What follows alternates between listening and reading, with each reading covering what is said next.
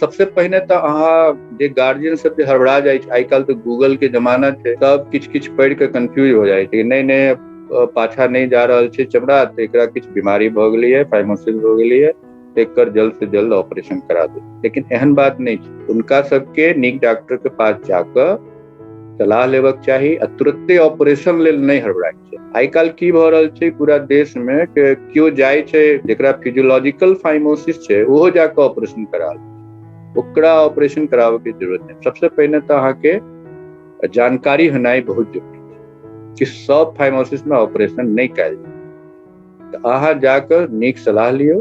Physiological phimosis के operation नहीं हुई छै, अगर कनी मनी छै नॉन रिट्रैक्टाइल फाइमोसिस तो ओइमे मलहम के सेहो छै रास्ता, मलहम लगाओ अहाँ, कनी दिन में 1-2 महीना में ठीक हो। ओना जे बच्चा रहे छै 10-12 साल जाय तो ओकरो ठीक भ जाय छै। हाँ, लेकिन जे में पैथोलॉजिकल छै, पैथोलॉजिकल मतलब जे में इन्फेक्शन भेलै और कोनो क्वैक वैक से जाकर गांव देहात में अहाँ चीरा लगवा लेलो, या फिर कोनो ओइ पर किछ डालि देलक, या छोट मोट ऑपरेशन कर देलक, एहि सबसे अहाँ के बाचक चाही।